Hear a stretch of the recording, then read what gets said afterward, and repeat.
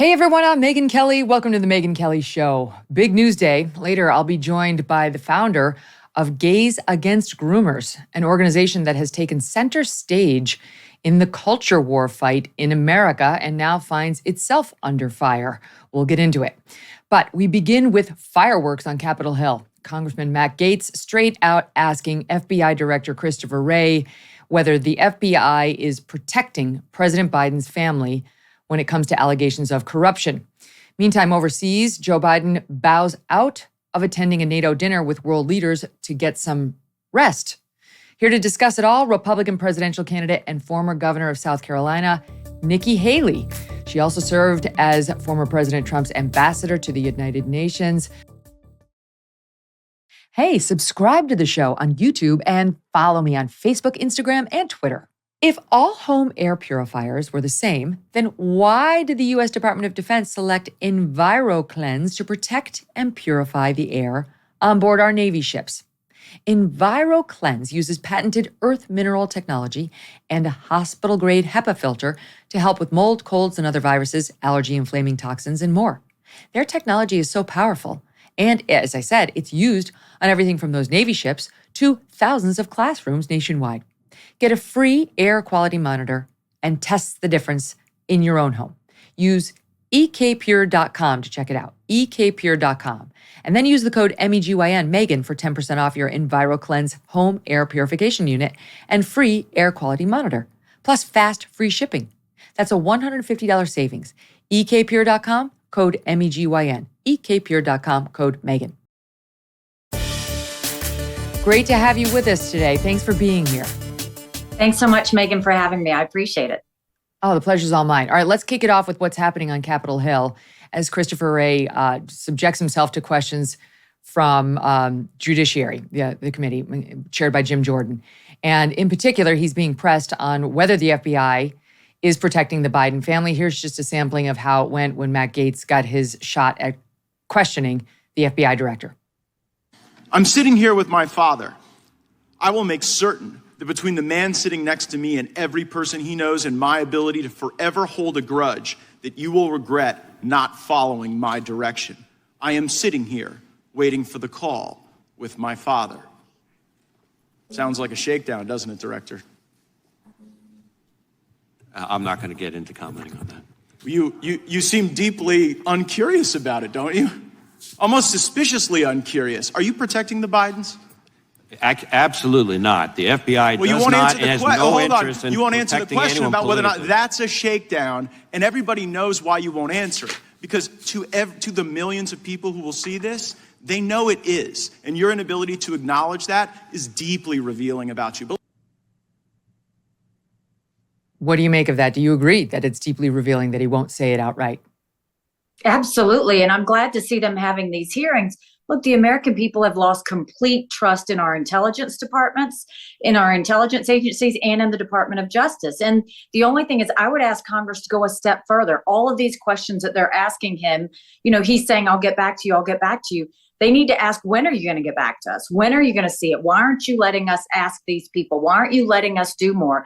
I mean, these are some serious questions and allegations. And the American people want answers, and they deserve answers. And so, I appreciate and applaud Congress for having this oversight hearing, but be firm with Christopher Wray. He owes us a lot of answers, and he needs to give it in a timely manner. We can't have this drag out for another year or 2 years. These are serious issues that we need serious answers to.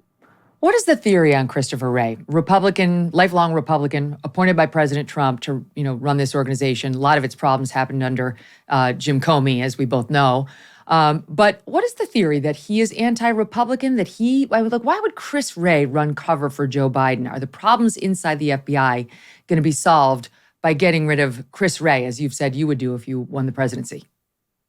I don't think it's just Chris Wray that we have to get rid of. I mean, I think you have to get rid of all of senior management. You have to go back to the mission. When I was governor in South Carolina, we replaced the heads of all the agencies, but we also put people into each of those agencies to clean it out, pull down regulations, pull down, any bureaucracy, and get rid of problem children. And so in some cases, we tweaked agencies. In other cases, we gutted agencies. This is an agency that's going to need a serious overhaul just because the whole mission has been compromised. And so we've got to make sure that they go back to understanding politics should never be in our intelligence agencies. And I'll take it further. On our national security, they have missed a lot of things that they should have had and been aware of, and they haven't had that. And so I also question really just the way they are going about gathering information from our threats that are abroad. I don't think that they've been as strong on that. And I think it's because they've been so distracted with everything going on politically in our own country. What do you make of Christopher Wray? This is a guy recommended, I think, to the president by Chris Christie, another guy running for president on the GOP side, who I believe was Chris Christie's lawyer during Bridgegate. That I don't know that qualifies one to run the FBI. But who would you replace him with? In other words, how do you find somebody who actually knows how to clean up the organization, to scrub the politics out of it the way, well, at least some of us were deluded into believing it once was? I had to basically gut my law enforcement division when I became governor. And the way you do it is you put someone in that you know is going to be completely away from the politics, understand that this is about morale. This is about also making sure that you are at the top of your game in terms of getting all of the intelligence that you need to have, and that you are prepared to clean house the way you want to. But more than that, you have to bring trust back to the agency. That's why I think Christopher Wray has to go, is the trust is gone. So you have to get rid of him. And I also think that you have to look at anybody that's been a part of what has happened with the Bidens, any of these other issues that have come about, whether it's, investigating or asking gun ownership or Catholic issues that have come across. We need to go and see anybody that's been a part of any of this. You have to get rid of them, because you can't have any bad eggs in this. We've got to go build this agency back up to where it's trusted again. And that's, it can be daunting at times, but I do think it's necessary. And so Christopher Wray may be a perfectly great guy, and I've met him on occasion, but that's not what this is about. This is about trust of the American people, and we just don't have that in that agency right now. Yeah, that's for sure. It's bizarre listening to the cross-examinations where all the Republicans are running roughshod over him and all the Democrats are defending the FBI. I mean, you go back 10 years, it would have been exactly the opposite, as you know. It's just a bizarre sort of twist in the way we see not just the FBI. But don't you wonder why the Democrats are supporting him so much? That only makes us think he's covering up more. So it's just a strange dynamic when you look at the partisan play here, how he's played it, but also how the Democrats have played it. And I think that that's added to more of the distrust and the belief that politics is at play here. Well, I don't know about you, but whenever I hear Eric Swalwell say anything, I know I'm on the opposite side. That's exactly right. Right? If you don't know where to stand, you listen to him talk, and then it's very clear where you need to land. All right, let's talk about NATO. Right.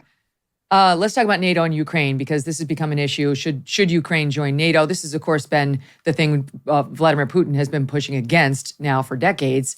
He doesn't want the expansion of NATO at all, and he certainly doesn't want Ukraine in it. And Joe Biden said it's not time. I mean, I think everybody agrees right now in the midst of a war, it's not time. But Joe Biden was saying they're not ready. And I heard you on Cavuto yesterday saying there's no reason Ukraine should not be part of NATO. And this, of course, makes you more hawkish on this issue than some of your competitors in the GOP race, because the pushback on it, as you know, Ambassador, would be World War III, right? That it's extremely provocative to Vladimir Putin, even more so than we have been, to actually make them a part of Ukraine, a part of NATO. We would have no choice but to defend them in further provocations down the line if they got into further skirmishes with Putin, and it could literally lead to World War III with a nuclear power. Actually, I think it's the opposite. This is about preventing war. And the way you prevent, and this is also about ending this war quickly. We don't need this to drag out. And the problem is, and I dealt with the Russians at the United Nations, they love to intimidate. They love to scare, and they hope that helps them get what they want.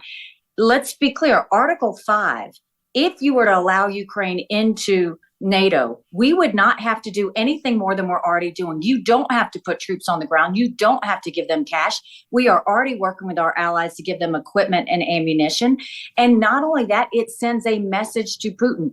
NATO is a 70-year success story in the fact that Russia has never invaded a country that is a member of NATO. The only countries that Russia has invaded, Georgia, Moldova, Ukraine, they are not members of NATO. He's not going to do that because he doesn't want the wrath of NATO. Actually saying, yes, we're going to continue to defend Ukraine, and yes, we're going to allow them in NATO, would get him to see that he better figure out a way out now, and would get him to realize he's got to find an exit strategy. That's what we want for Putin. Because keep in mind, this war is not about Ukraine. This is about the fact that Russia invaded a free country. And so, one, it's a win that we got Finland and Sweden in there. But look at Ukraine. Ukraine has shown that they are a force when it comes to military, when it comes to will, when it comes to might, and when it comes to strategy. And so you look back at where we are. Russia had gained 27% of Ukraine's territory. Now Ukraine has got it back down to 12%. We know Putin's hit rock bottom when he's getting drones from Iran and missiles from North Korea. They've raised the draft age in Russia to 65. And then this monster of a military that he created with the Wagner group, now suddenly turned on the guy that thought he was invincible. And now he realizes he's actually vulnerable. The strength of NATO and those countries to say, you know what, we do want Ukraine to be a part of this, would have sent a massive red flag to Putin that, oh no, now they're going in there too. There's nothing he fears more than the alliance that is NATO. And we have to, I think that it was a missed opportunity altogether, because we actually could have worked on ending this war quicker had they gone and been strong on, yes, we're going to want Ukraine into NATO. They've shown that they deserve to be there and that they have the will to defend freedom in this country, in their country. Prior to that announcement by the Biden administration, it sounds like you think they've been handling this war well. That Ukraine has been handling well. That Joe Biden's been doing the making the right moves when it comes to Ukraine, from your own description that you just tipped off. I don't think he's done it well. I actually don't think we would have gone to war had Biden done what he was supposed to. Keep in mind, Russia surrounded Ukraine a whole year before they invaded. That was the time he could have prevented war. That's what he could have done. Trump had arranged for equipment and ammunition to go to Ukraine in March and then again in May of that year before he invaded. Biden pulled that because he didn't want to provoke Putin. There again, you missed the opportunity. What they should have done was shown that we were going to have the backs of Ukraine so that it would prevent Putin from doing that. But the biggest mistake that Biden made was none of this, whether it's Iran building a bomb, North Korea testing ballistic missiles, whether it's, Russia invading Ukraine, whether it's China on the march. None of that would have happened had we not had that debacle in Afghanistan. Mm-hmm. My husband's a combat veteran. He deployed to Afghanistan. The idea that he and his military brothers and sisters had to watch America leave Bagram Air Force Base in the middle of the night without telling our allies who stood shoulder to shoulder with us for decades because we asked them to be there. Think about what that told our friends, but more importantly, think about what that told our enemies. It was after that Russia went on aggression with Ukraine. Agreed. It was after that China started really getting aggressive with Taiwan. It was There's after no question. that There's Iran no question. started building But I'm trying to get to, what would you do differently if you became president instead of Joe Biden? What would you do differently with respect to Ukraine? Because all those rollbacks of the Russian, advancement in Ukraine happened under Biden's watch. And so, what kind of differences would we see toward Ukraine if you were to become president? First, I wouldn't send any cash straight out to Ukraine. I don't think you should do that to any country. We should know exactly how the money's being spent and do it at accountability. That's the first thing. The second thing is I would commit that we don't need to put troops on the ground. And the third thing is I would work more closely with our allies to make sure we finish this. And that is making sure they all step up. They give equipment, they give ammunition, that we have strategy, and that we focus on more than just NATO. Keep in mind, Saudi Arabia just sent Ukraine money to defend themselves. We need to bring in more allies than just NATO. And the biggest thing is we need to make sure that through all of that, we never forget that China is watching every single ounce of this. And they said before the Olympics, when they held hands with Putin, that they were unlimited partners. They showed up after the Russian plane hit the U.S. drone by showing back up in Russia. We need to remember a win for Russia is a win for China. China has watched every company that left Russia They've watched every country that's helped Ukraine. They've watched what equipment and ammunition we've sent. It is strength, Megyn, that goes in there. And so I would make sure everybody is pulling their weight. Everybody's paying their defense dues, and everybody understands this is a war that we have to finish. This is not the time to take the foot off the gas. This is the time to keep the foot on the gas. Republicans don't feel that way. In March of 2022, 51% of Republicans deemed Russia's invasion a major threat to U.S. interests. Today, it's only 28% of Republicans, according to a recent Pew poll, who see this as a major threat to our interests. So the Republican Party is turning on this war. This, as the Biden administration sends cluster munitions to Ukraine, which have been banned by over 100 countries, including very close American allies like the UK, like Canada. They don't like these cluster munitions that basically open up a bunch of grenades on a country that could then explode later when children are playing in the field, and so on. Do you support cluster munitions, despite the fact that Republicans are waning in their support for this war? Well, first, I want to answer the first premise you said about Republicans. Keep in mind that dictators always tell you exactly what they're going to do. China said they were going to invade Hong Kong, or China said they were going to take Hong Kong. They did. Russia said they were going to invade Ukraine. We watched them. China said that Taiwan is next. We better believe them. Russia said that after they take Ukraine, that Poland and the Baltics are next. And that is World War III. That is what we are trying to prevent. And so this is not about what politics is saying. This is about the fact that that same mentality of us saying we shouldn't defend Ukraine is the exact same mentality the Europeans had when they talked about letting Nord Stream 2 go through, when Germany got really close and allowed themselves to get close to Russia. You can never let an enemy advance at all, because if you're naive and you think, oh, but we're going to provoke them, that's the wrong mentality, because they will go and pull the rug out from under you. And we can't be so naive that this isn't going to happen later. The biggest issue with Russia winning is China's aggression. And China has been preparing for war with America forever. We see that in their infiltration. We see that with the threats that they're doing to us from the outside. And we've got to make sure that a win for Ukraine sends the biggest message to China as they go and invade Taiwan. When it comes to the cluster munitions that you were talking about, America has never banned cluster munitions. The reason that people tend to be concerned about them is because cluster munitions can have like duds to them, and those can, if messed with, can go and explode later. But Russia is using cluster munitions on Ukraine and has been this entire time.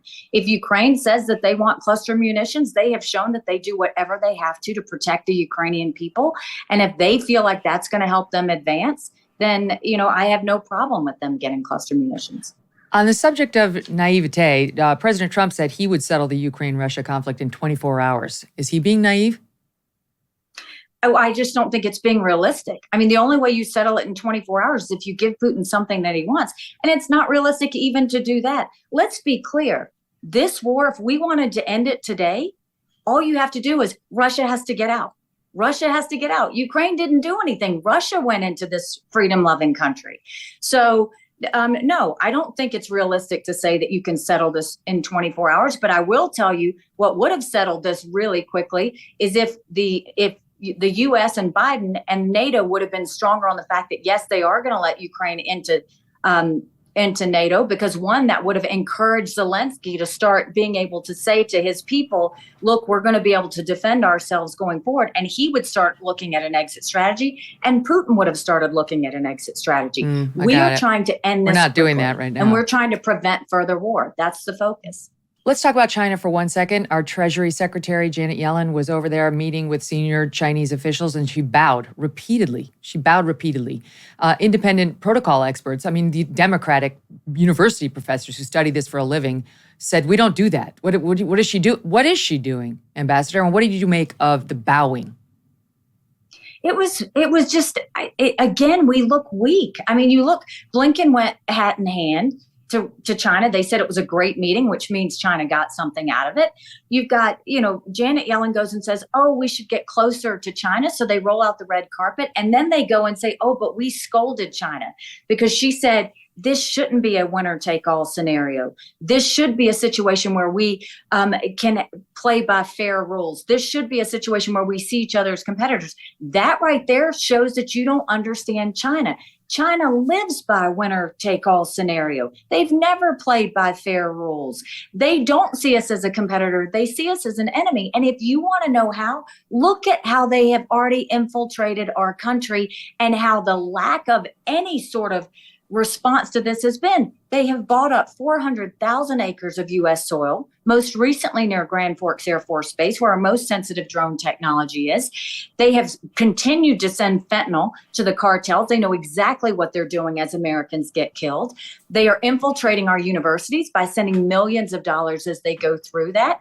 They have Chinese front companies lobbying our Congress on behalf of the Chinese Communist Party. There are items, sensitive technology items, that we should not be sending China because it helps them build up their military. But instead, Commerce Department has that list, but Biden approved 70% of those requests to go to China last year. Well, then you go and you look at their military. Here's the question. Should she have bowed? And do you think it's indicative of the Biden administration's approach towards China writ large? No, and I don't think Biden has handled China at all well. No, she shouldn't have bowed. No, you go at a position of strength. She should have asked about all the infiltration they're doing in our country and asking them what they're going to do about it, made them answer for that. But none of the Biden administration has made them accountable for anything, from COVID to fentanyl to stealing our intellectual property to a spy center going off the coast of Florida where they will soon send military troops. We can't have this happen, and they have not handled this well at all. Yes, the spy balloon was just one of the most prominent, visible examples of all of that. All right, let's talk 2024 and some GOP politics. This jumped out at me. You were being asked about Ron DeSantis' approach to the indoctrination of children in schools with sexual talk and gender talk and so on. And he's basically said with the misnamed Don't Say Gay bill, we're not having that. We're not going to talk about sexuality. We're not going to talk about gender ideology at the young grades. It was originally till third grade, and then the lawmakers down there expanded it through 12th. You said before that you would go further than DeSantis. What would you have done? So I was saying prior to when it was only at third grade that I didn't think it went far enough. We should not be talking to our children. You should not have school bureaucrats talking to our children about gender, period. When I was in school, you didn't have sex ed until 7th grade. And even when you had it, you had to have a parent's permission for them to even be able to talk to you about that. And my parents wouldn't sign it. So I was the uncool kid in the classroom next door. This is not the job of schools to educate our kids on gender. That is what the parents should do. So what I was saying is he didn't go far enough when they did it in third grade. They shouldn't be talking about gender at all in schools. Let the parents handle that. Education should be about math, science, history, civics, those types of things. I mean, you can look at how our terrible education scores and realize the last thing we need to be talking about gender when you've got 67% of 8th graders prior to COVID that were not proficient in reading or math. You had 80+% 2 weeks ago that said they're not proficient in history or civics. And now last week, they say our 13-year-olds are at the lowest levels of reading and math that we've seen in decades. And you want to talk to them about gender? I mean, that's just not what American parents want. We have one job. That's not the job we want schools to do. But what can we do? What can be done about that from the White House? First of all, I think that, as president, what I will do is governors should have more control. And the best way to deal with it is presidents typically meet with their governors once a year. I will meet with our governors once a quarter, Republican and Democrat, with the sole goal of sending as much as we can down to the states when it comes to education, when it comes to healthcare, when it comes to benefits. I know as a governor that what I needed in South Carolina was different than what someone needed in Florida or New Hampshire or anything else. When we go and we allow the people to have better control, let the states decide these things. That way, you reduce the size of the Department of Education, you reduce the size of the federal government as a whole, and you empower the people. And, that's what we should be doing. What everybody doesn't realize is we still have 90% of our kids undergoing critical race theory, which if a little girl goes into kindergarten, if she's white, you're telling her she's bad. If she's brown or black, you're telling her she's never going to be good enough. She's always going to be a victim. These governors need to know you don't have to take that money. What the Department of Education says is, if you teach this, we'll give you this much money. If you teach critical race theory, we'll give you this much money. We will empower the governors to know, don't take the money. You don't have to do that. And let's block grant. Let's send them the funds down, because I think we need to put vocational classes back in our high schools so that we start building things again. Mm-hmm. The vocational classes in South Carolina, where we make a lot of things, is going to be very different than the vocational classes in another state. And so I'm all about empowering the people and empowering the states and reducing the size of the federal government and getting that power out of DC. DeSantis has taken some political fire for the fight with Disney. Disney rose up in response to this law and said, we're going to fight it. We're going to try to get it reversed. We're going to march. We're going to do all these things. And then he got into this battle where he's trying to change the tax laws, and it's ongoing between DeSantis and Disney. A lot of Republicans love this because it just shows that he's willing to fight. They're sick of these woke corporations running roughshod over Republicans in particular, and certainly Republican lawmakers. You've said in the past you would have just picked up the phone and called Disney, that you're not particularly in favor of the way DeSantis has been handling it. But realistically, Disney wasn't going to back down in response to a phone call. They're under so much pressure from so many different constituencies to fight these fights. And that woke ideology has risen up from within and from outside, and their ESG scores and all of that. So, how honestly could a phone call have avoided this battle? So it's not just that a phone call would have avoided the battle. What I am saying is, look, I agree with DeSantis on the fact that gender should not be talked about in schools. I've said that. I said when it was only in third grade, I didn't think it went far enough, and he needed to go further on that. I also know that Disney's been woke for a long time. They didn't wake up and suddenly become woke. I remember them hitting Trump on immigration, and they've hit on a lot of things. And we've got tons of woke companies. What I was saying is, as a governor, when I always partnered with my businesses, there were times my businesses they disagreed with me on things. I would go pick up the phone and I'd call them and say, look, this is where I am. I'm not moving. You can say what you want to say, but this is why, I think what I think. But I never believed in pressuring what they say, because they can do whatever they want to do. But I more importantly don't think you spend taxpayer dollars in a fight against a woke company. I think, I'm an accountant. I think taxpayer dollars should be spent making sure that we, do what government's supposed to do, which is just protect the rights and freedoms of the people, not be all things to all people. And I just think if he wants to get into a lawsuit back and forth using taxpayer dollars, he has the right to do that. It's just not what I would have done. 2024, you are polling behind, as you know, I've respectfully refer to Trump as the gorilla, because he's the 800-pound gorilla in the race who, nobody seems to get past. You used to work for him. And I know that you've said, look, it's early and that these polls don't tend to settle until after Labor Day. But we went back and just looked for 1 year. What happened after Labor Day in 2015 when he was the leader? He was never not the leader in the Real Clear Politics national average from early that summer to the day he won the presidency. So what exactly do you expect to change this time around? Because I'll tell you, right now, nationally, he's beating you by 49 points, in Iowa by 44 points, in New Hampshire by 40 points, even in your home state of South Carolina by 29 points. I'm very comfortable with where we are. We had a few benchmarks that we had to overcome. We wanted to have a good announcement. We had thousands of people show up in Charleston, South Carolina, which sent us on our way. We wanted to be well received in Iowa and New Hampshire. I was just in the North Country of New Hampshire. We've done 39 events in New Hampshire, 25 in Iowa. I'm getting ready to go back to Iowa again. And we wanted to show financial strength. And our campaign and our supporting organizations have raised over $34 million. We've had 160,000 donations from all 50 states. We will be on that debate stage, which my guess will be with 5 or 6 other people. And so we're very comfortable. The reason you're not seeing my polls move is we're not spending any money. The other candidates are spending millions of dollars. This is not the time to do that. People are not paying attention. What we're doing is making sure the ground game is there. And what I'll tell you, going into Iowa in 2015, you can go back and look. Ted Cruz going into Iowa in July of 2015 had 4%. In November of 2015, he had 10%. In January, he won it outright, the Iowa caucuses, at 28%. You look at Scott Walker. Scott Walker was Teflon Scott. The media loved him and said he was going to be the next president. He had above 20% in July of 2015. He never made it to Iowa. This is a marathon. It's not a sprint. And I'll tell you this, Megyn. When I first got into politics, I ran against the longest serving legislator in a primary. He had been there 30 years, and people laughed at me. And I got to work and I earned their support and I won. When I ran for governor, I ran against a lieutenant governor, an attorney general, a very popular congressman, and a state senator. I was Nikki Haley. I had 3% in the polls. I had the least amount of money, and I worked South Carolina like no one else, and I won. When I went to the United Nations, they said I didn't have enough experience.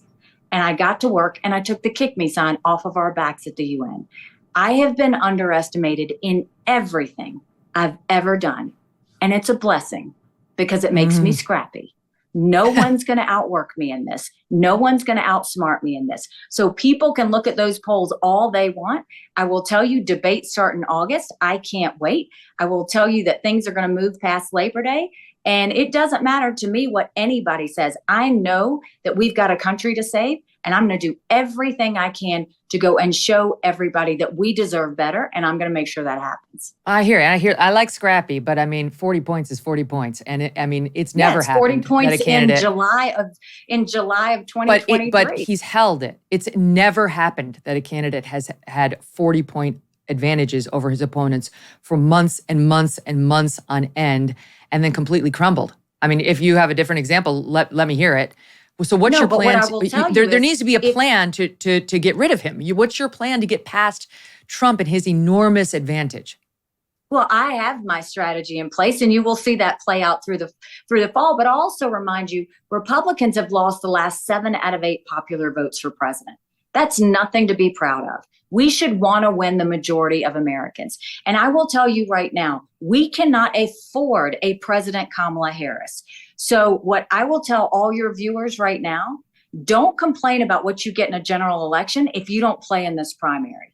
We have to have a new generational leader. We've got to leave the drama, the chaos, and everything behind. We've got too many threats coming at America from the outside and too many threats in America from the inside. We've got a country to save. And so I will say, it doesn't matter to me that he has 40 points. What America needs to say is, do you think he's going to beat Joe Biden? Because Joe Biden's begging for Donald Trump to be his opponent. There's a reason for that. And I'm not going to allow President Kamala Harris to happen to this country. And so I'm going to fight. And I have faith in the American people. And I know when the time comes, they are going to do what will make America stronger and better and proud. And so I will continue to have faith in the American people and know that this is all going to play out. And I look forward to talking to everybody when these polls start to move and reminding them what they said in July of 2023. Good. Well, you're welcome back here anytime between now and then after then as well. I'll ask you one final question. The first debate, August 23rd, Fox News is hosting. You said you'll go. DeSantis is going to make the stage. So are some of the other players. But President Trump so far has said he's not doing it. And some people think that makes sense because he's so far ahead. Are you going to miss him? Are you going to miss him a little if he's not there? How's that going to feel? No, I want him on that debate stage. I think he should be on that debate stage. He's got to prove to the American people that he's the right president for this time. I think he was the right president at the right time when he won last time. He's got to get up there on the debate stage now and say, are you still the right president at the right time? He should go up against all of us and show why he thinks he's better and why he thinks he's going to do things differently. And he should answer the questions of what he's done. There was a spending binge while he was president. He needs to answer for that. yes, brought everybody together on China as a threat, but he only focused on trade. He didn't do anything about the fentanyl and the infiltration that they've done into our country. You look at all of the other things that's taken place, you know, he needs to answer questions to that. And I think the American people are going to want it. I hope he's up there. I look forward to it. And I think that it's good for the American people to see it. And at the end of the day, you know, he's not going to want to sit out. I would expect him. He's a friend of mine. I would expect him to want to be up there and fight just like the rest of us. She was a very popular governor of South Carolina, UN ambassador as well. Did you know that ambassador is the only title you're supposed to continue using for somebody post-office ambassador? I don't know which one you like better, governor, but I looked this up at one point, and ambassador is the one you're supposed to go with. What do you think of it? It's Nikki. Those are moments in time. I'm not into those titles. Oh, you're awesome. Thank you so much for being here, and we'll continue following it. Thanks for having me on. I appreciate it. All the best. Up next, our friend Joe Pags rejoins the program with a reaction to what we're seeing on Capitol Hill. We've got some new updates for you in this Christopher Wray hearing, and to Nikki Haley. Stand by. If you're like me, you're growing more and more concerned about the future. The market's all over the place. We're still dealing with record levels of inflation. Interest rates are skyrocketing. Market experts predicting a recession and using terms like unprecedented. If you want to protect your future, consider the precious metal dealer American Hartford Gold. They can show you how to protect your savings and retirement accounts by diversifying your portfolio with physical gold and silver. All it takes to get started is a short phone call, and they will have physical gold and silver delivered right to your door or inside your IRA or 401k. And they keep it simple. They are the highest rated firm in the country with an A+ rating from the Better Business Bureau and thousands of satisfied clients. And as an exclusive offer for my fans, if you call them right now, they will give you up to $1,500 of free silver and a free safe too on qualifying orders. So don't wait, call now. Call 866-518-2955. 866-518-2955 or text Megyn, that's Megyn, to 65532. Again, that's 866-518-2955 or text Megyn to 65532. To react to what we just heard from Nikki Haley and so much more, so happy to welcome back our friend, radio host Joe Pags. And you can all find Joe Pags' content at joepags.com. Joe Pags, great to have you. So she's formidable, you know? I know why her numbers aren't higher. It's because of the gorilla, and DeSantis is very much in the news, and people have a bit of a love affair with him, at least at the Florida level. But she is formidable, smart, nimble, well-informed. You know, you get a close-up look at her and you think, gosh, I like what I see, but there's just no way around the gorilla. Yeah, I think she'd be great in 28. You know, I talked to Don Jr. not too long ago, and he said, people keep asking me if I'm going to get into politics. And he said, are you going to get in front of that freight train? And that's the truth. I mean, Donald Trump is a freight train. He's the gorilla, as you said. I like Nikki Haley, seems very nice. I like Vivek. I like Chris Christie. I like a lot of the people that are running Mike Pence. All of them should drop out. I mean, honest to God, I see no reason why these people aren't waiting until 28, unless they're vying to be vice president. I don't understand why they're doing it. And here's why I say that. I would have to assume, and I hope this is a good assumption, that each and every candidate for the Republican nomination voted for Donald Trump in 2020. I would have to assume they thought he should get 4 more years. And Except she just Chris said Christie. one thing that really jumped out at me. She said, I don't think this is his time. His time was in 16. This isn't his time. Well, 2020 was his time, and I could make a good case that he probably should have won anyway. But for these people to jump in now and say, I'm going to deny him the second term that he should have gotten already, after seeing all the good things he did conservatively in his first term, it doesn't make sense to me. None of it really makes a lot of sense to me. Well, let me ask you. Let me ask you about that. Because the theory is, their belief is he did not win in 2020, and while the system was stacked against him, there was no provable voter fraud, and the system remains stacked against him. That's not going to change. So how many times should we let him run and lose for the Republicans to give up the White House to somebody like Kamala Harris, who is more than likely to become the president at some point, given Joe Biden's frailty and age and so on. Right. That's why they don't think it's his time. He had another shot. It didn't go well. He lost. And now he needs to get out of the way so another Republican can actually win this race. That's their argument. I'm not a conspiracy theorist. I'm not talking about Dominion machines or any other voting machines or any technology. But Donald Trump did win in 2020, and I'll make the case. You're a lawyer. Tell me if you think I'm nuts. There are many states in this country that allowed mail-in balloting that was against their own state laws. The legislatures in those states make the laws to go and vote.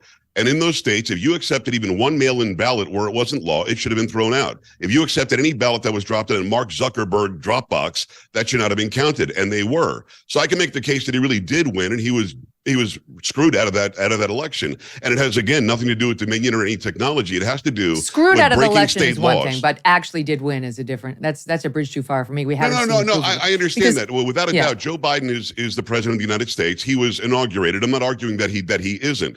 But had we followed the law and had COVID not happened, I think we'd be talking about a very different story. When Nikki Haley just said, and I love the interview. By the way, I am taking notes when you interview people because one day I hope to be an interviewer like you. You're sweet. Unbelievable how you weave these questions. It's amazing. But when she said that Biden wants to run against Trump, I almost fell off my chair. If he wants to run against Trump, why is Jack Smith making up 37 charges and maybe we'll drop it to 45 charges soon? Don't you think he's their insurance policy? I think the Democrats do want to run against Trump because they believe that he's beatable. But Jack Smith, these indictments, I think are their insurance policy, right? Like the Democrats are not dumb when it comes to politics. You got to give them that. Agreed. I mean, I'll play you the Swalwell clip in a minute. They are dumb in other ways, Joe, but they're not dumb when it comes to politics. So they're belts and suspendering this thing where it's like, let's run against him. We'll saddle him with 10,000 indictments. And either that'll make him so unpalatable to the independents that will win, or he'll be in prison. I see the point, but I'm going to disagree respectfully because Donald Trump being attacked constantly by Alvin Bragg and Jack Smith and Merrick Garland and down the line, Georgia's probably going to do something soon. That all is evidence that shows me very clearly they're afraid of the guy. They've got to tie him up in court. They've got to tie up his resources. They've got to try to stop him from being in the primary race at all.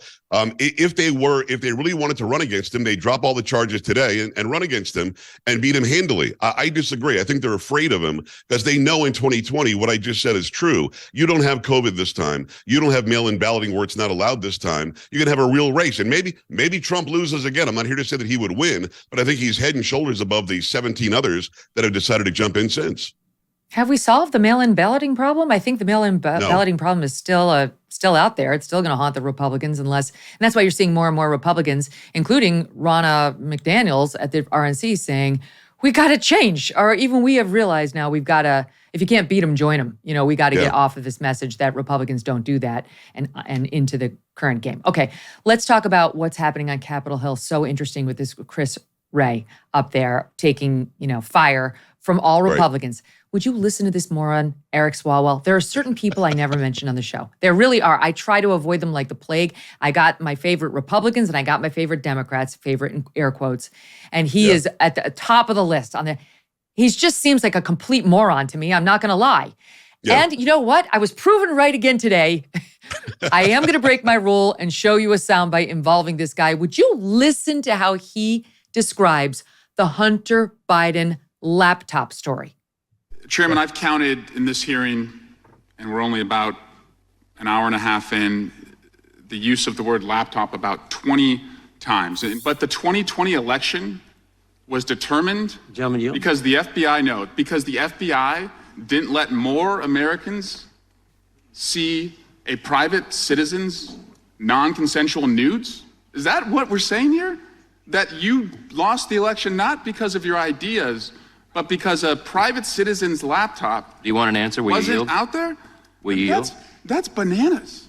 Like you should be a party of ideas, not a party of non-consensual nudes to help you win an election. Oh my God. Joe, help me. Non-consensual nudes. That's what the laptop was about. He knows as well as you know, as well as I know, as well as Jim Jordan knows, that the laptop, studies have shown 16% of the people that voted for Biden might not have had the laptop been exposed or even known about. It had nothing to do with the nudes. It had nothing to do with the questionable sexual activity with girls and women. We don't even know how old they were. Had nothing to do with all of his drug use. It had everything to do with the big guy. Had everything to do with his admission that listen, Megyn, you and I, before, not very long ago, before 2016, probably never thought about the FARA laws. FARA, the federal, right. What is it? Foreign Registration Act, Foreign Agent Registration Act. Exactly. Basically, you're working for another country trying to lobby the United States to change policy. Hunter Biden is the biggest violator in history of the FARA Act, of the FARA law, and we're ignoring it. So Eric Swalwell trying to somehow divert attention to nudes, divert attention to a private citizen's laptop that is just chock filled with allegations and proof that Joe Biden, the current president, is corrupt. I would say it's laughable, but as you said, this guy is such a moron, you can't even laugh at him. He thought going in today that this act that he just pulled was going to somehow be successful, thinking that people like you and me and those watching your show and listening to mine won't understand what he's doing. It's an attempt to divert attention and pretend that this is private sexting of each other on a laptop. It's not. It's proof that the Biden corrupt family can be a RICO case tomorrow. Rudy Giuliani could prosecute them in about 2 weeks on the same RICO laws that took down the mob families in New York. The guy is a fool. When you called him a moron, I was like, man, I've heard you curse on this show, Megyn. I was hoping for a curse word there because he's not just a moron, he's a something moron. You know what I mean?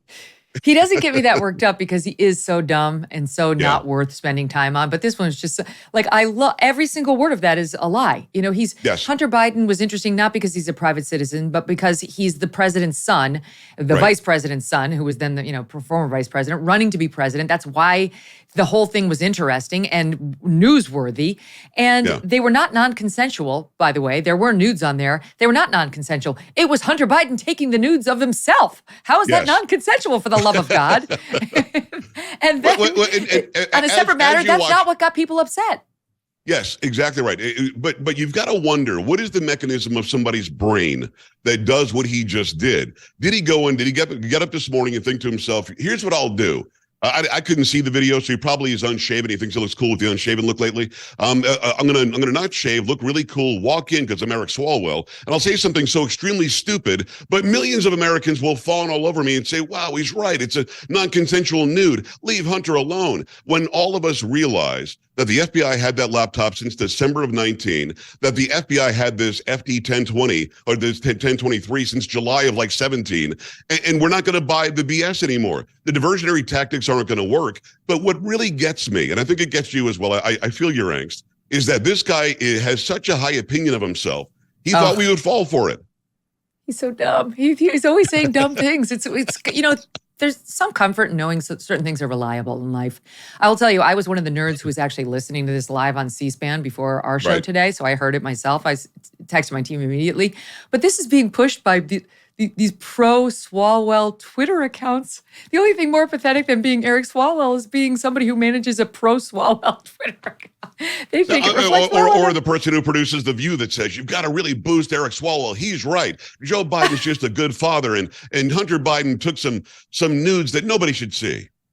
Oh, God. Okay, I've got to run this other soundbite bio, which is Mika Brzezinski, who's very concerned about Biden's overseas tour right now. And what she really doesn't want is for President Biden to embarrass himself, which is what he does at every turn. He's already blown off the first state dinner with all the dignitaries from other countries, and he's too tired. And this is where her anger lies. Listen. I think his staff needs to own his age. I'm just going to be honest. I don't think they do a good job helping out the president. And I'm not talking about it I'm just saying, if you are managing a president's schedule and you are managing a president getting on stage and getting off stage and getting on planes and getting off planes, and yes, he's 80. You need to be there for him and you need to make a pathway. And you sure as hell better make sure he doesn't fall on a sandbag. And I blame the staff for that. I mean, these are the things that are going to hurt him. These are things that are going to be played on a loop. It's the staff's fault, Joe Pags. Listen, asking a president to speak and get on stages and stuff and fly around in planes, Megyn, that's just way beyond the pale. And my God, can't somebody say, hey, Mr. President, there might be a sandbag holding your teleprompter that you're reading and looking at.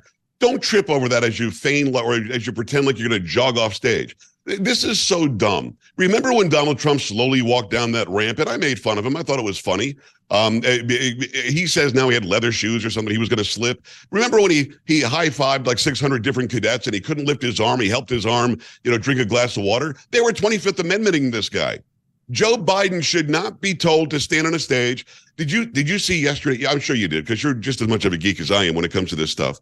The Lithuanian president dragging him around, telling him what to do. The king of England telling Joe Biden which way to look and where to point. Please stop talking to the guard of Windsor Castle. What staffer's going to go around and say, "Do me a favor, don't talk to the guys with the big fuzzy hats on"?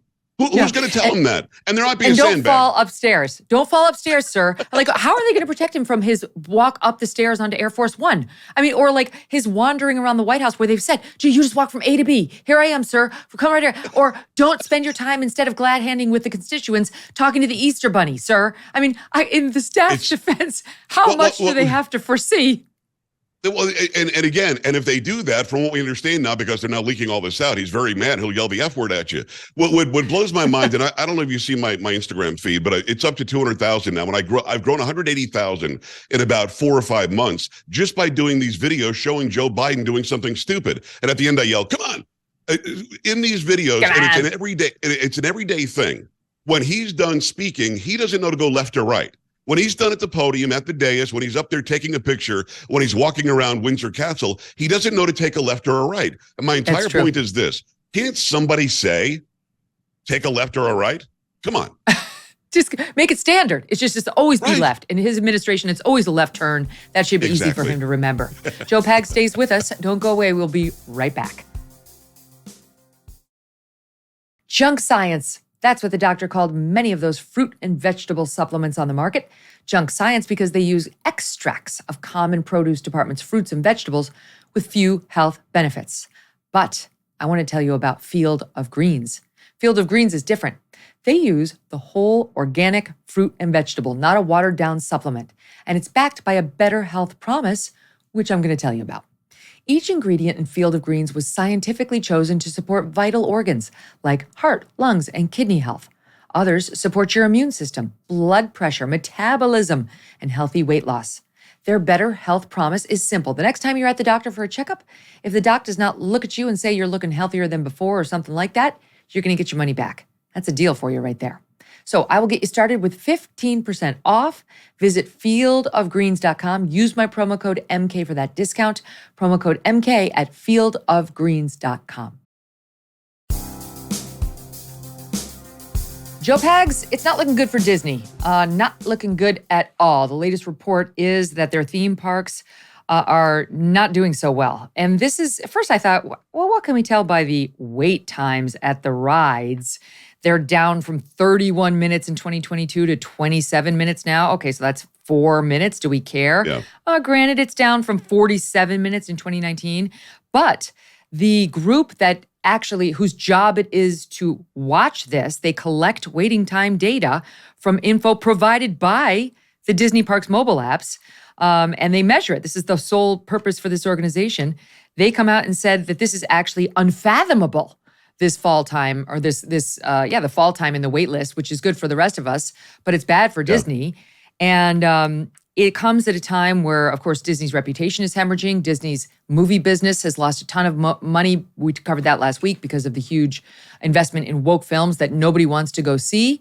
And now even Bob Iger, who was president and now is back as CEO, is saying, I think we may have misjudged things on our price hikes. Maybe perhaps there wasn't the market for these big inflated prices. Hello, Bob, especially not given what you've done to your brand, you and your predecessor. So what do you make of the hemorrhaging over at Disney? I remember growing up, I'm from New York originally, but we grew up in South Florida. And I remember my dad and my mom saving up money the entire year. Let's go to 3 hours away to Orlando and go check out Disney World. It was the entire year we were focused on going there. Parents aren't doing that anymore. Families aren't doing that anymore because of leaked audio and video saying 50% have to be LGBTQ XYZ or whatever as the stars of our animated films, which is crazy. I never thought of a cartoon having a sexuality. Also, our live action films, 50% have to be this, and we have to ESG and DEI that thing. They can still save it. This isn't Bud Light. Bud Light's done. They're off the top 10, even of the favorite beers in America now. They were number 1 before the whole Dylan Mulvaney thing. Disney can still save it if they use their brains. If they decide, let's just make wholesome family fun. Doesn't matter what their sexuality is. Doesn't matter what the makeup of their family is. Let's just get them into the theme park. It takes me back to the 1980s and 90s when Michael Jordan had the Jordan brand shoes, pretty new with Nike. And somebody said, you know, why are you pushing this for everybody? You've got to take a stand against this politically or that politically. And he said, even Republicans buy sneakers. At some point, these companies, these corporations, these woke ideologies have to be put aside, and they have to think to themselves, we have to make the money first. And then we can do whatever we want charitably after that. We can make any decision we want around our kitchen, dinner table at night with our families. But when we want the entirety of the country or even the world to travel to Orlando or Anaheim and go to our parks or go to the movie theater and spend $100 for a family to go see a movie with some beverages, we probably should keep our mouths shut about things some people have a problem with. It's really kind of that simple. Do you agree with that, Megyn? I think that Disney can save it if they use their brains. Yes, of course. I wish they would, but I think they're too far gone to actually do so. I mean, it's not just their movies anymore. Right. We ran video a couple weeks ago of some guy in the Bibbidi Bobbidi Boo boutique where you go with your little girl who wants a Disney princess dress. And it was a guy. It was a guy dressed as a woman. And look, my kids are now 13, 12, and almost 10. So they're old enough to understand. They've been around me long enough to understand what's happening in the gender thing lane. But I would not take littles into that store and have them be confused by that. This guy's in a dress trying to be their fairy godmother. No, it's a hard no. So I do think that there's a fair element of politics here where Republicans and conservatives and even Democrats who are not on board with this nonsense are not going to go support this brand that's doing it or subject their kids who are trying to have a magical experience to this kind of nonsense. So it is magic. They'll get the lesson. A guy in a beard was a princess. That's magic, isn't it? No, I'm with you. I saw that video. I couldn't agree more. When you walk in, when you take your family, you want that fantasy. I just don't understand what the companies think they're gaining. What did Bud Light think they were gaining by having this guy who's making fun of women drink a beer with his picture on it? What does Disney think they're gaining by having the princess be a bearded man? I don't know. If they can explain to me, here's what we get. I know. This is what we get at. Okay, please enlighten me. It gives them the ability to say they're better than us. That's what they want. Moral superiority. That's what wokeism gives these people. Meaning in a meaningless life, the ability to look at the deplorables out there, and that includes way more than just the diehard Trump supporters, folks, and say, you're shitty people, and we are the enlightened elite. I'm part of a special cabal of enlightened people. You wouldn't understand because you're not part of it, but I will lecture you on how to live your life well and be respectful and inclusive of other groups. Let me lead by example. I'll put Dylan Mulvaney on a beer can and I'll solve all the world's problems. I'll put a dude in a dress in the Bibbidi Bobbidi boutique. And therefore, I will leave this earth knowing I left it better than the way I found it. That's how they think. Yeah, but are they so dumb that they don't realize as they're looking down their nose, I'm keeping my money in my wallet? And you're keeping it in your purse, and we're not going to go there. We're not going to travel there. I hope that their wait times are 2 seconds soon, and then maybe they'll realize, holy crap, nobody's waiting for our rides. Maybe we should change our elitism and hide it at least. Megyn, if they're smart, they'll at least hide it. They're putting it right out there for us all to say, well, then I choose not to go to your little park. I'll go to Mount Rushmore. Yeah, that's exactly right. All right, let's talk about Megan Rapinoe. I'm not her fan, this soccer player with the blue hair or the purple hair, depending on the season. Yes. She's a great soccer player. She's an annoying person. And having made her millions as a soccer player from us, from the American consumers who have supported the soccer team and supported her and supported the endorsements, the brands that she's representing and so on. Right. Now that she's made all of her millions, she has a little message for the rest of us, and that is we're not allowed to say anything she doesn't approve of when it comes to trans athletes. She's all for men playing against women when posing as women in women's sports. Now that it doesn't affect her, Joe Pax. Yeah. She comes out and says to Time magazine that in particular she's got a problem with Dave Chappelle, Martina Navratilova, and Sage Steele. Sage Steele of ESPN, a commentator who's brilliant and bold. And she says, Rapinoe, I don't want to mince words here. Dave Chappelle making jokes about trans people directly leads to violence, whether it's verbal or otherwise, against trans people. How? Where? When? What specific instances? Because you're making that up. It's a bunch of bullshit. It's not true, and it's something activists like Megan Rapinoe use to try to silence dissenting voices, and it's really irresponsible. I think that it's important to first say the truth.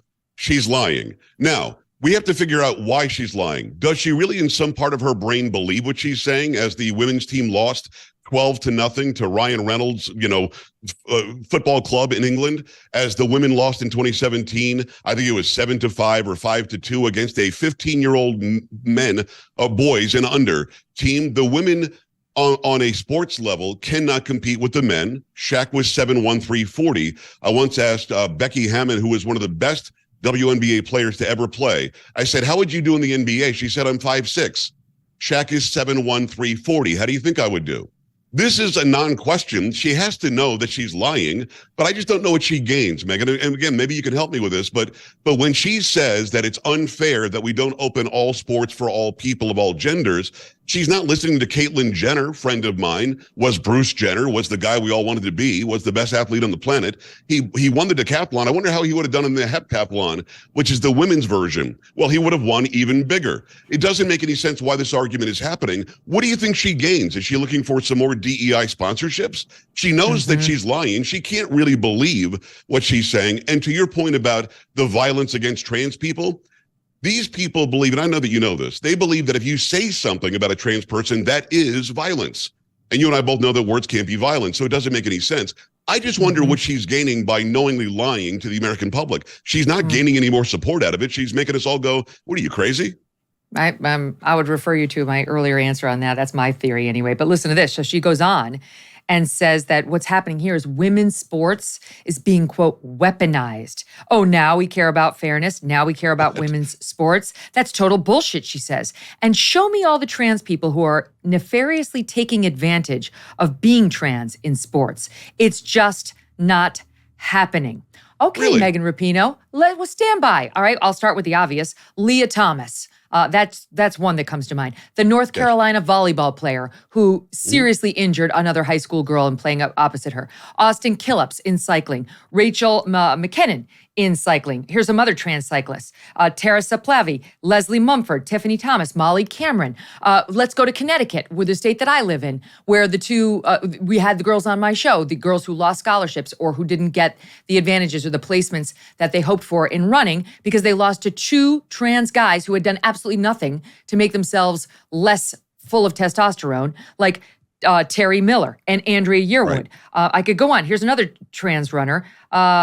It's Athena Ryan, the weightlifter, Laurel Hubbard in 2021, the cyclist, Emily Bridges. We could keep going. We could go all day long. Do your homework. Do your homework before you get out there and spew a bunch of nonsense, because there are a lot of trans people taking women's spots, opportunities, and prize money all the way from poker to cycling to running to weightlifting. Open your eyes. To beauty contests. But the thing is, it's not about her educating herself. Megyn, she knows everything you just said. This is about those who won't do the research, those who won't listen to you or me, those who won't educate themselves, just buying it. Oh my God, we've got to stop the violence against trans people. Oh my God, or Rachel Levine really is a woman. Oh my God, that beauty queen over in the Netherlands really was, somebody who was better suitable to win that contest over all these women that joined. She knows these things. I don't think she's stupid. Like we talked about Swalwell. Yes, he's a moron. I agree with you. I don't know that Megyn Rapinoe is unintelligent. I think that she thinks she stands to gain something. I don't know what this trans ideology is, but when Martina Navratilova, one of the first outed gay players in tennis ever, and one of the best women players ever, is against it, I'm going to listen to her. When Caitlyn Jenner is against it, I'm going to listen to Caitlyn Jenner, because these people are people who actually lived the life that we're talking about. Martina Navratilova knows she would have lost to every man, period. Serena Williams and Venus Williams both won. Riley Gaines brought this out in Congress the other day. They both lost to the 202nd ranked man.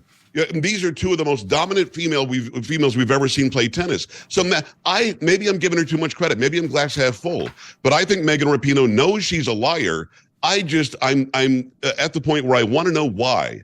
And nobody will ever answer that question to me. I don't know what she gains unless there is secret millions of dollars going into her bank account from all these LGBTQ XYZ 123 organizations. I don't understand why else she would make this up. She's not stupid, and I'm sure she has the internet.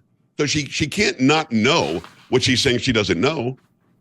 It's something called psychic income, and that's what I think she's getting. Probably. All right, so. Let's talk about another psychic income pusher. And his name is Jonathan Perkins. Now, I had no idea who this person was up until 2 days ago. And nobody does. So this person decided to take this picture that Kristen Bell, the actress Kristen Bell, tweeted out of her. Right. She's married to to Dak Shepard. She tweeted out this picture with all these Hollywood stars. It's got like Jennifer Aniston and Courtney Cox and Jimmy Kimmel, I think, is in there. All these people who you'd know are in this picture. And his reaction, I saw it online, was to tweet it out and ask something to the effect of, I'm genuinely curious. Like, I want white people to answer this. When you look at this, like if you walked into this party and didn't see any black faces, like what would you do? Like, do you recognize how problematic this is? And then he was taking responses pretty much only from, self-flagellating white people who would say, it would be a serious problem for me. I would recognize the, overt white supremacy of the fact that there are no black people there or no people of color. And so we took a little dive into this guy, Jonathan Perkins, and it turns out this guy's been a race hustler for a long, long time. He hosts a podcast with his sister now, all about race and racism and all the, stuff that you would expect straight out of the Robin DiAngelo playbook. In 2011, which is 12 years ago, while a student at UVA, this guy had a personal experience, Joe Pags, of racial profiling. He's a person of color from the university's police department. Poor guy, he's black and he got targeted by the cops. It resulted in FBI involvement, not looking into the cops, looking into Jonathan Perkins himself. Why? Because he made the whole thing up. He was forced when he was found out to recant his absurd allegations, and ultimately the full story came out.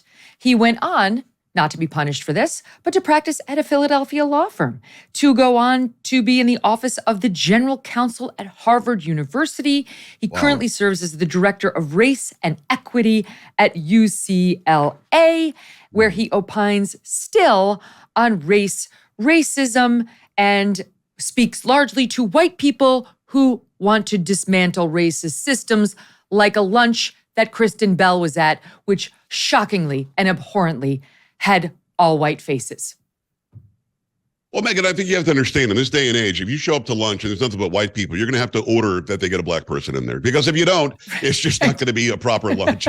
It is so stupid. It is so unbelievably stupid. I didn't watch the Essence Awards, but I saw this idiot singer change the words of the Star Spangled Banner. And they showed the audience, there might have been one or two white people, but I don't know. There's way too much black people in that audience. This is so stupid. It would be like me saying, I can't watch the NBA. Way too many black people in the NBA. When I actually believe in meritocracy and 80% players in the NBA are black because they're the best available players and, the team owners want to win. When did we get to a point, and I think it's rather recently, I'll be honest with you, where we start counting the number of faces? Yeah, but I don't think we have any Latinos in there or Latinx people. I'm not really sure we've got any Native Americans or indigenous people in there. How dare you have lunch where there aren't enough Lithuanians? When did we start doing this? It's ridiculous. It would be like people watching us right now going, he might be Olive. I think he's Southern Italian, but he's still kind of white. Why is he on with this white lady? White lady should have somebody else on except this guy. When can we put our feet down and say Kristen Bell can have lunch with anybody she wants to? Can we just do that and say this guy is a fraud? He's a known fraud, might have a podcast, God bless him, but he should not be in charge of anything at any university ever? Can we just say that and people take us seriously? Or are there people watching and listening to you saying, wait a second, there really weren't enough black faces there. He's right about this. Like, who sits down and comes up with their guest list based on skin color? Like, okay, or religion. I got a Buddhist, I got a Muslim, I got a Christian, I got a Jew, I got a brown person, I got a black person, I got an Asian person, I got a white person. Like, that's absurd. It reminds me, Joe Pags, after I was under fire at NBC and they were calling me a racist in the paper. And some of my friends were like, MK, they're like, your friends are from every single walk of life. We should do like a group picture of you out with your black friends and your brown friends and your whatever. And I was like, it's a no, guys. This is bullshit. We're not playing this game. And yet this is what this guy wants. He wants tokenism, I guess, on demand. It'll make him feel better if at the next luncheon, Kristen Bell and Dak Shepard, who co-hosts his podcast, very successful podcast, I believe, with an Indian gal, he needs to put her front and center. She should have been in that photograph.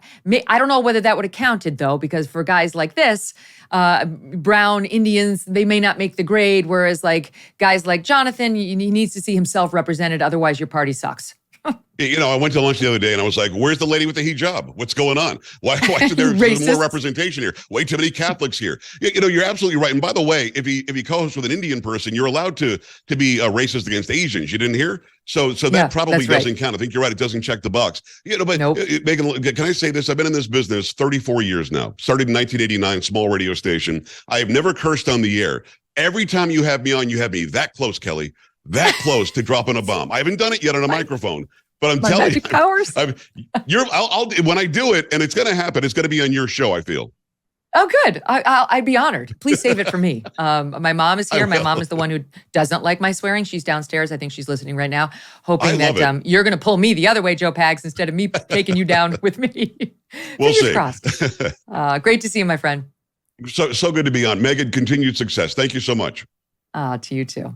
All right, coming up next, we've got 2 executives from Gays Against Groomers, including the woman who founded the group. She founded this group a year ago. Remember, people were saying, where are the gays in this trans fight? Like, they're co-opting all these gay rights groups and the interests don't align. Well, back in June of last year, she formed this group.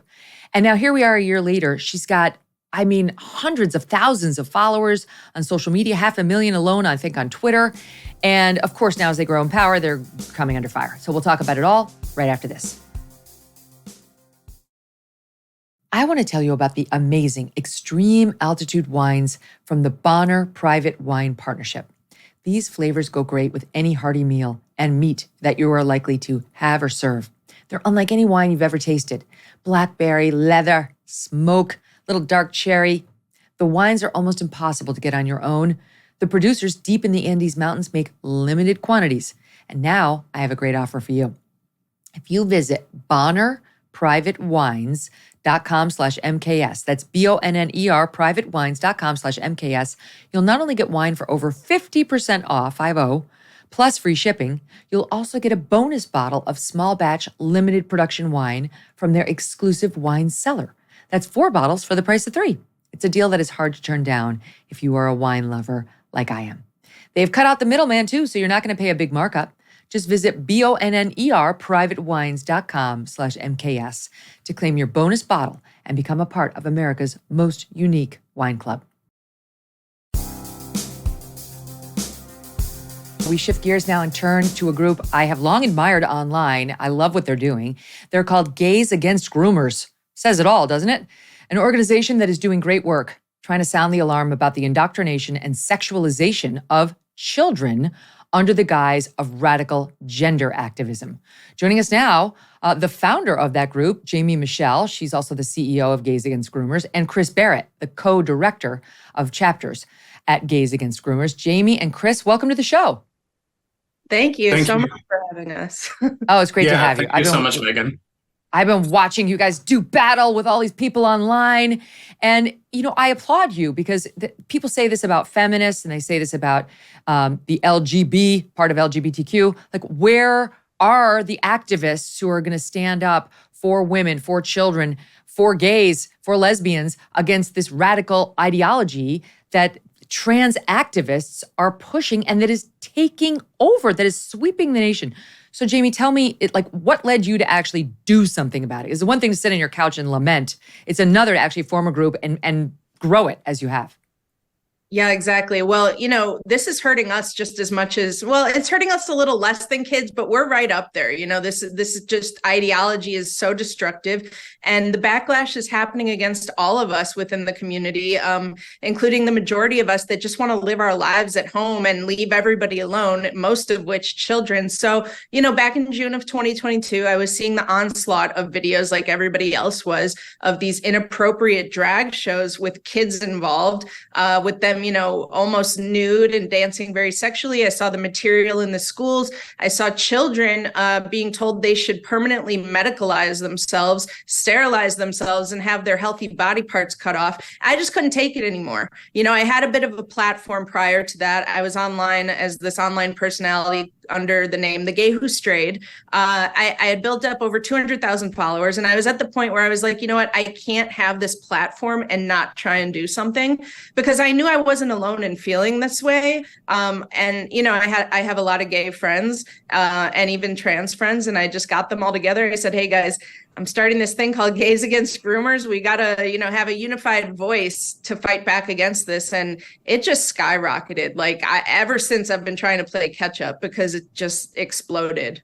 Mm-hmm. So, Chris, when you talk to people who are in your group, like, describe the average member of Gays Against Groomers. Sure. The average member of Gays Against Groomers, I would say, politically speaking, is probably moderate to maybe a little bit right-leaning, but we do have left-leaning people within our organization as well. I think the main thing is that we have lots of people within Gays Against Groomers who are just simply tired of all of this stuff being done in our name. We're very sick of it. And like Jaimee alluded to, we realize that it is making us look bad. Now, here's the other thing, as far as like all the other people within Gays Against Groomers. One thing that I love about it is we've got people from all walks of life, all sorts of different professions, that sort of thing. I'm just kind of an average Joe myself. But we've got former military members and things like that who are chapter leaders. And so we're definitely a very varied group. People like to try to pigeonhole us, but they can't, because we are actually pretty diverse. Oh, I'm sure you're about 30 seconds away from being labeled a hate group by the Southern Poverty Law Center, some alt-right, gay rights hating, whatever group. But that's just, that's par for the course. So I looked online and I saw you guys in an online fight having some of your employees come forward and say, hey, I'm a Joe Biden voter, so get off my case. It's not all right wing.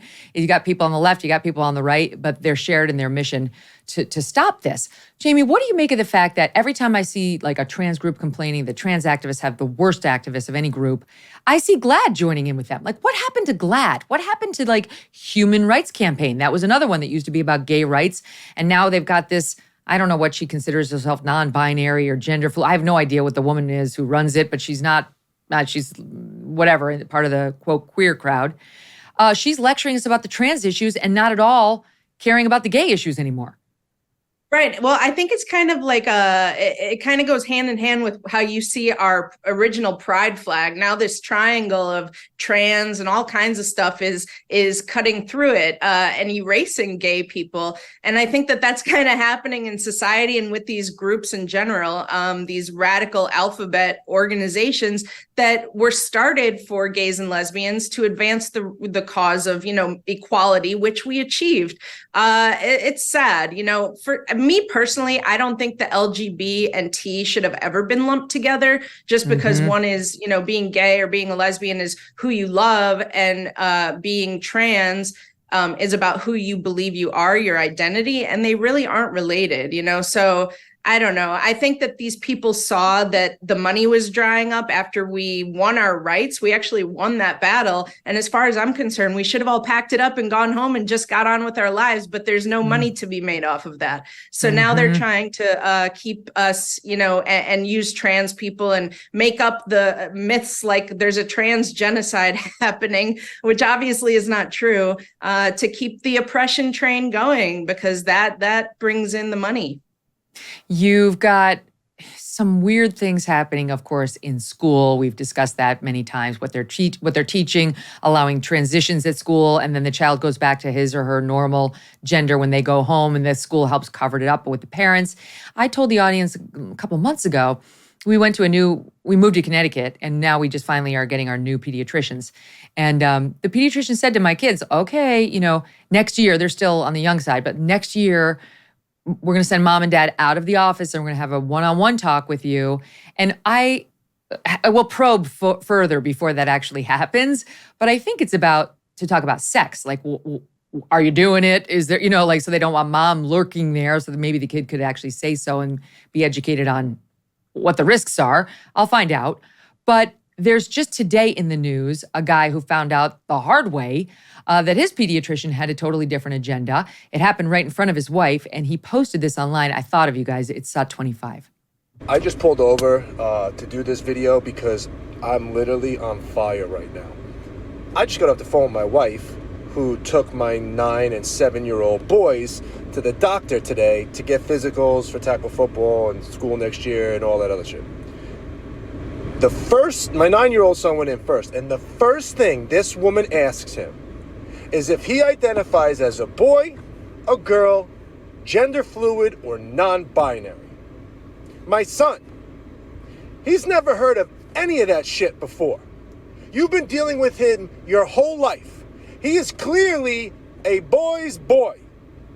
So what are you, trying to plant a fucking seed in his head? The only thing I could be thankful for is that my wife took them instead of me. And props to my wife because she said something. And if she didn't, they would have asked my 7-year-old son the same damn question. This shit is ridiculous.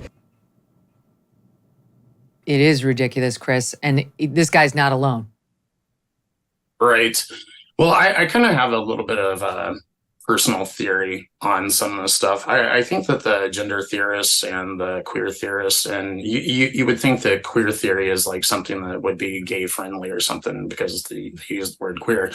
Well, it wasn't. I mean, in my opinion, this was a Marxist push, and they were looking for the gay community to be their new revolutionaries. Well, gay people, like Jaimee alluded to, for the most part, I'd say the vast majority of us, when we got our rights, we packed it up and went home. But they didn't like what we were doing, that we wanted to assimilate into society, that we wanted to get married and those sorts of things. That's not what they wanted from us. So I really do think that now a lot of these people who have been captured by this ideology, whether they realize it or not, some of them probably don't even realize what they're doing, but they're happy to recruit new members, and this is one way of doing that. My God. Our 7-year-olds, our 9-year-olds. And this is why your group is so important, because it's like half the battle is awareness. Half the people might believe, I don't know if you heard the last segment, but somebody like Megyn Rapinoe, when she says, there's no trans athletes trying to game the system against women. Show me the trans athletes who are doing that. Are you an idiot? Like, pay attention. There are too. And like, there are a lot of people who are out there just living their lives who might actually believe something like that, Jaimee, and then bump into it head first, like this dad and his wife when they're just going to the pediatrician's office. Well, yeah, that's the problem. You know, the other side, the people pushing this, they gaslight the public so hard, that I always say that awareness is kind of the biggest issue that we face in stopping all of this. So many people, we're in it. We live this every day. We're tuned in. But the majority of Americans, I really don't think know that this is happening. They don't know that women are losing their scholarships, women and girls, and they're getting hurt, physically hurt by biological men playing on the same teams as them. And furthermore, this word, to pivot a little bit, the word gender affirming care drives me absolutely insane, because that has nothing, they can't, this is what they do. They can decode the language. So you think, so nobody could ever come out against that. Why would you want to be against care for children? Right. But the truth is it's sterilization and mutilation, but they don't want that to be known. So yeah, that's not as marketable.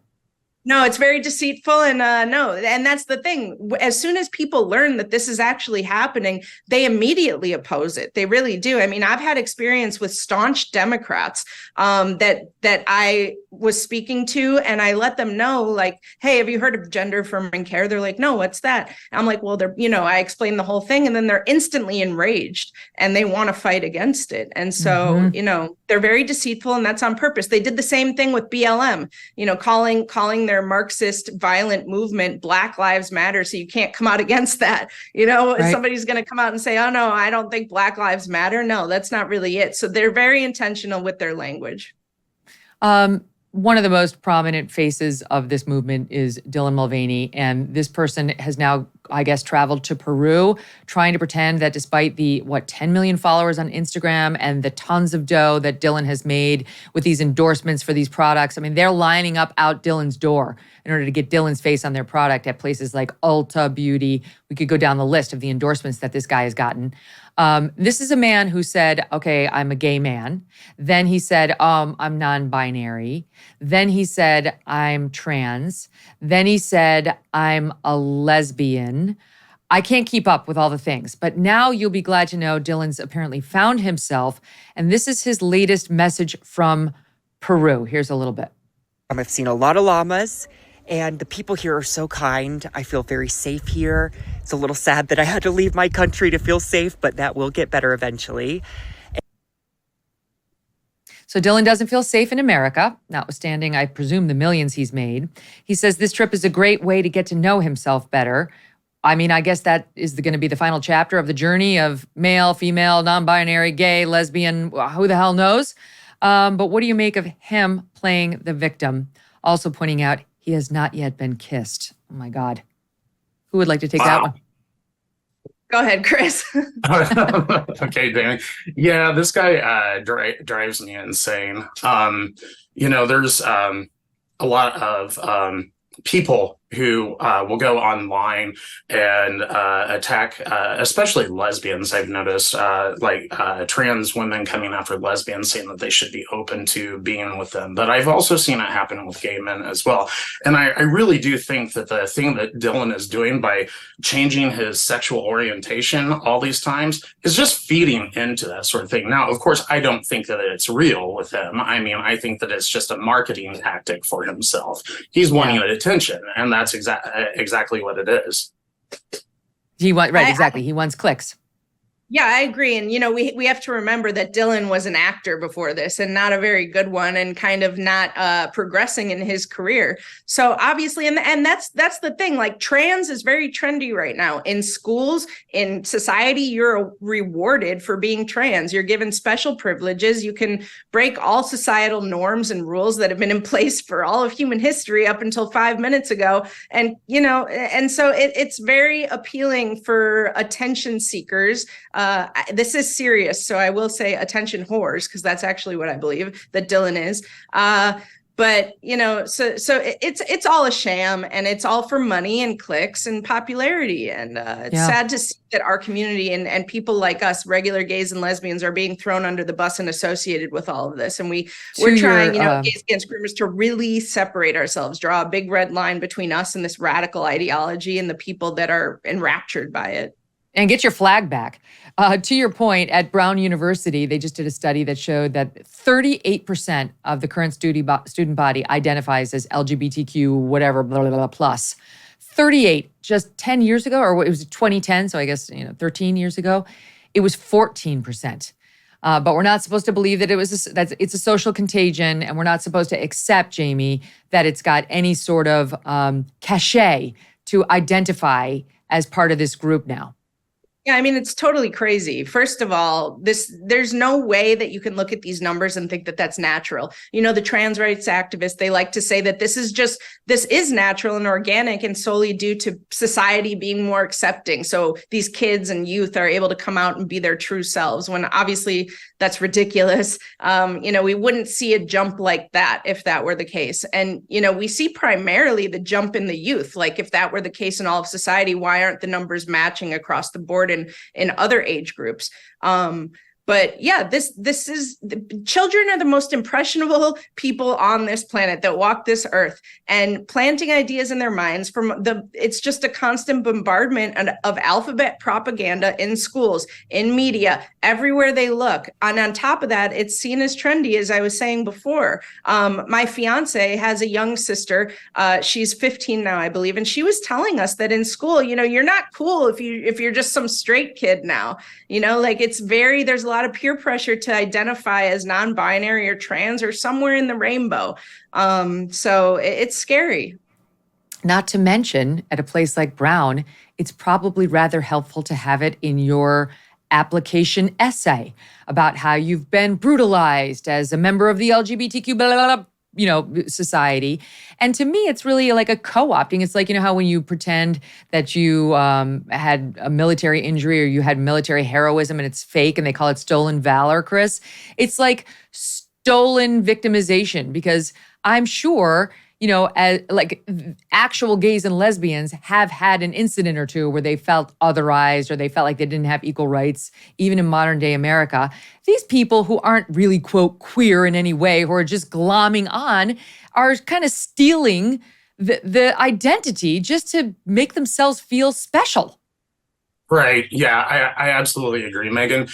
And correct me if I'm wrong, Jaimee, maybe you know this, but or Megyn. But I think that if I remember correctly, that number, as far as like people identifying as LGBTQ, whatever, the numbers aren't going up for actual gay and lesbian and bisexual people. It's That's right. going up with the TQIA plus crowd. And because, the thing is you can't identify into being gay. That actually requires something of you without getting into the dirty details, obviously. But that requires something of you. But this other stuff you can just identify into.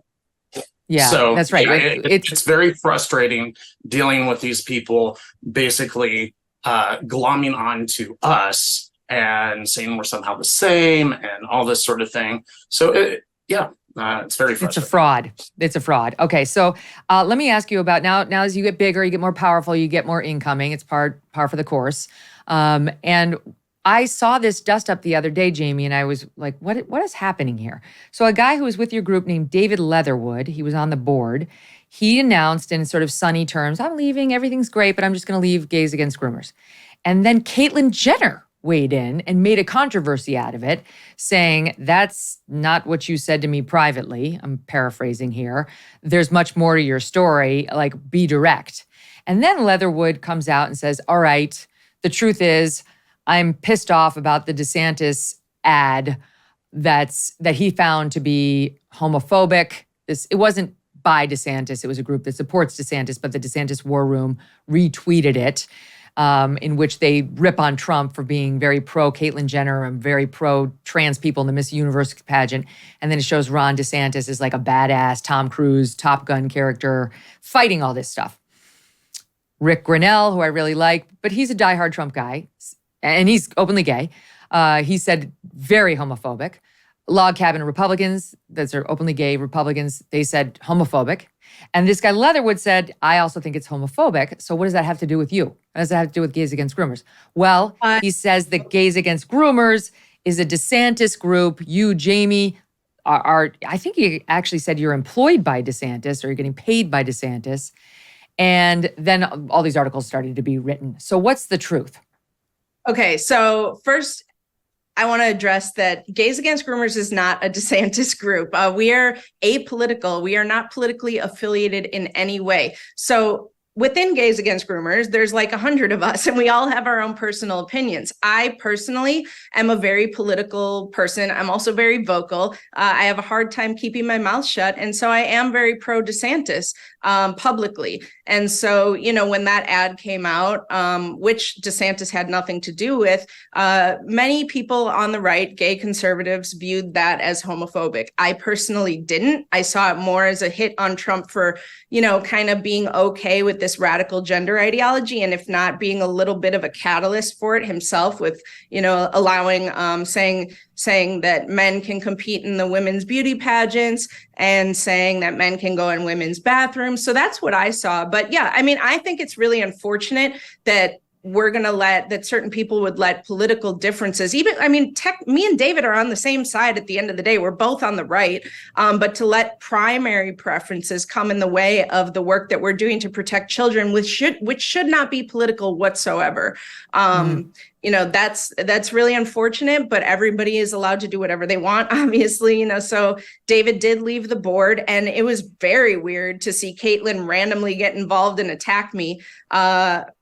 She actually, before that tweet, which you mentioned, David had posted something that had nothing to do with Gays Against Groomers or myself. And Caitlyn just jumps in and brings both of us up and throws us under the bus and just straight up lies about me. She is the one that, started spreading the rumors about me with the DeSantis campaign. And that's just not true. So it's unfortunate, but, the movement carries on and we push forward, and it's no big deal at the end of the day, but it's just crazy to me. So my understanding, just from following you online, is you are a DeSantis supporter, but you're not part of his paid team in any way. Am I correct?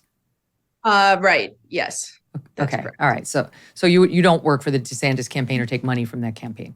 No, they've never paid me for a tweet. They've never paid me to speak out publicly against him. I've been a staunch supporter of Ron DeSantis for, I want to say 2 years now, just like the majority. I mean, all of Trump's supporters were huge Ron DeSantis fans. They were saying, make America Florida for 2 years. And then Wait, I want to get to this, but this is interesting to me because I know you voted for Trump twice. When you were the gay who strayed, as you pointed out, but you've switched over to Team DeSantis now. And this is one of the ongoing questions about Trump. Where does he stand on this? Because I understand why DeSantis's supporters now used Trump's earlier stance against him in the ad, for sure. I get it. But it was 2016, it was 2015. Lots changed in the world since then. So we'll find out where Trump stands on all of this right now. But what is it about, why have you switched to DeSantis now?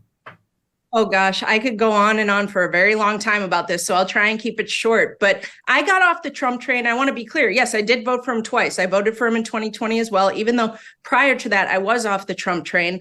My support really started dwindling for him in the height of the pandemic when he basically subsidized his presidency over to Fauci. And that was pretty much the beginning of the end of his successful presidency, I believe. But there are so many reasons why I believe DeSantis is just a better candidate at this point. Being the founder and president of Gays Against Groomers, this issue of protecting children is up there. It is like one of the top issues for me and what I'm looking for in a presidential candidate to lead this country and destroy this agenda. So no politician in the country has worked harder or been more successful at dismantling this toxic rainbow agenda than Ron DeSantis. And I truly believe that if he is elected president, he will successfully ban it federally. I think that, he will completely overhaul the education system. And these are things that really need to happen because children are our future. And I think he's proven that he's actually leading more Trumpian than Trump did, especially towards the end of his presidency. Mm-hmm. I understand exactly. I would like to clarify with Trump where he stands on all this, but I could not vote for a candidate who didn't feel the way you just espoused, who didn't see this as a serious threat. It's abuse of children, boys and girls. And in the athletic lane, it's abuse and allowing abuse and unfairness of girls. I mean, just everywhere you turn. And the Biden administration is pushing it. They're completely on the other team on this, Chris. And I think a lot of Democrats either don't prioritize it, they're not paying attention to it, they don't know about it. But I was asking Nikki Haley, what can you do about some of these things from the White House? The truth is, this White House has done quite a bit to push this agenda. Right, Megyn. So interesting little side note about me. Before I joined Gays Against Groomers and really started learning everything that was going on, I was actually pretty far left. I was actually a member of the Democratic Socialists of America. And I totally bought into all of it, but I couldn't keep going along with it. And the reason I couldn't keep going along with it is because of everything that was going on with kids. And that is what started attracting me. Well, first of all, made me sick with Joe Biden, but also started attracting me to Ron DeSantis as well. And because I did see what he was doing in Florida to protect kids. And especially giving parents more rights in their education, because that's absolutely something that we need. Well, the name of the group is Gays Against Groomers. And grooming, I've defended this term before on the show. It really is grooming. We did this thing on the Jared the Subway guy, There was a Netflix doc, I think it was Netflix or Amazon Prime, forgive me for not remembering right now, but this deep dive into that guy. And this woman who helped bring him down. What is it? Discovery? Anyway, my team's trying to tell me. This woman who helped bring him down got him on tape and so on. And he was talking, Jaimee, about the need to expose young children to sexualized talk, inappropriate subjects at a young age to get them used to it. So it's not so jarring when the pervert moves in to take advantage of them. That has been completely lost. There were having teachers trusted outside of your parents, your teachers tend to be your most trusted people as a child, do this to them in the single-digit grades.